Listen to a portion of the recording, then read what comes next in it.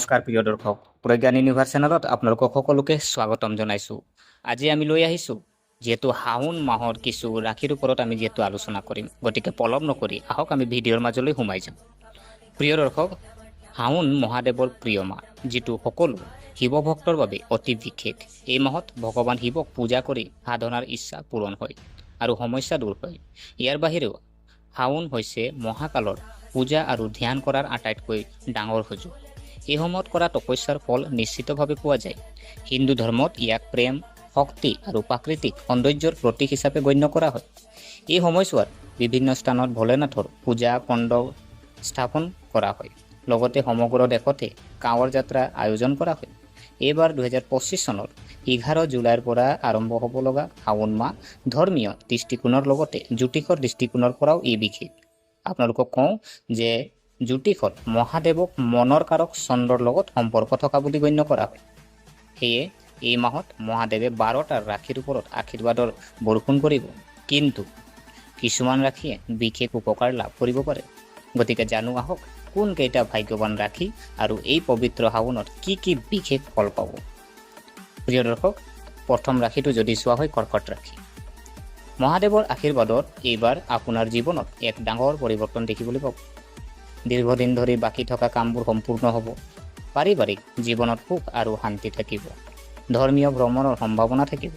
কেৰিয়াৰত নতুন নতুন সম্ভাৱনা দেখা যাব। প্ৰতিদিনে পুৱা শিৱলিংগত কেঁচা গাখীৰ আৰু বেলপাত্ৰ আগবঢ়াব আৰু 108 বাৰ ওম নম শিৱায় জপ কৰিব। আপোনাৰ মন আৰু ভাগ্য দুয়োটা শক্তিশালী হ'ব। প্ৰিয় দৰ্শক, ইয়াৰ পিছৰ ৰাশি যদি চোৱা হয় সিংহ ৰাশি। সিংহ ৰাশি জাতক জাতিকাসকলৰ বাবে এই শাওণে আপোনাৰ জীৱনৰ আৰ্থিক দিশ সলনি কৰিব। বিনিয়োগত লাভ হ'ব। ব্যৱসায়ত উত্তেজনা কমি যাব। আত্মবিশ্বাস বাঢ়িব আৰু নতুন পৰিকল্পনাৰ সফল হ'ব। চৰকাৰী চাকৰিৰ বাবে সাজু হোৱা যিসকল জাতক জাতিকা আছে তেখেতসকলে ভাল খবৰ পাব। আৰু আপুনি প্ৰতি সোমবাৰে শিৱলিংগত মৌ আগবঢ়াওক আৰু আঁতৰজনক কাপোৰ বা খাদ্য দান কৰক। ইয়াৰ দ্বাৰা আপোনাৰ সকলো ইচ্ছা পূৰণ হ'ব। প্ৰিয় দৰ্শক, ইয়াৰ পিছৰ ৰাশি যদি চোৱা হয় মকৰ ৰাশি। মকৰ ৰাশি জাতক জাতিকাৰ বাবে হোৱানে সুখ আৰু সৌভাগ্য কঢ়িয়াই আনিছে। যি আপোনাৰ শাওণ মাহে কি কৰিছে, সুখ আৰু সৌভাগ্য কঢ়িয়াই আনিছে আৰু পত্নীৰ সৈতে সম্পৰ্কত মিঠাটা বাঢ়িব। ব্যৱসায়ত আকাংক্ষিত লাভ কৰিব। স্বাস্থ্যৰ উন্নতি আৰু মানসিক শান্তি লাভ কৰিব। আপুনি বয়োজ্যেষ্ঠসকলৰ উপদেশ আৰু এই সময়ত আপোনাৰ বাবে এক আশীৰ্বাদ বুলি প্ৰমাণিত হ'ব পাৰে।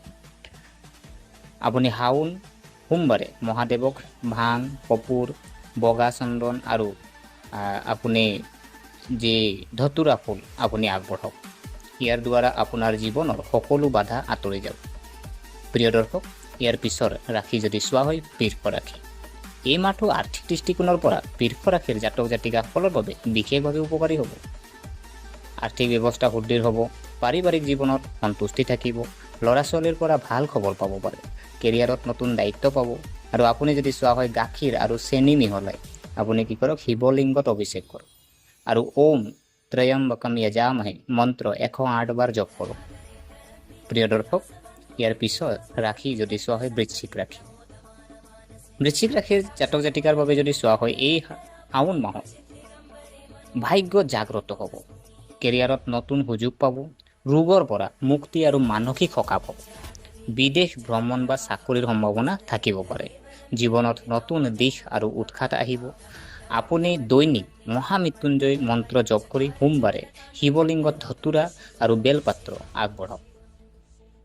বন্ধুসকল, শাওণ মহাদেৱৰ প্ৰিয় মাহ। এই মাহত ভক্তি, তপস্যা আৰু পূজাৰ ফল বহুগুণে বৃদ্ধি পায়। এই শাওণ এই 5 ৰাশিৰ বাবে এক সোণালী সুযোগ। কিন্তু যদি আপুনি কোনো ৰাশিৰ অন্তৰ্গত, তেন্তে ভোলেনাথক সত্য হৃদয়েৰে পূজা কৰক। তেতিয়া মহাদেৱে নিশ্চয় আপোনাৰ জীৱনত নিজৰ আশীৰ্বাদৰ বৰষুণ দিব।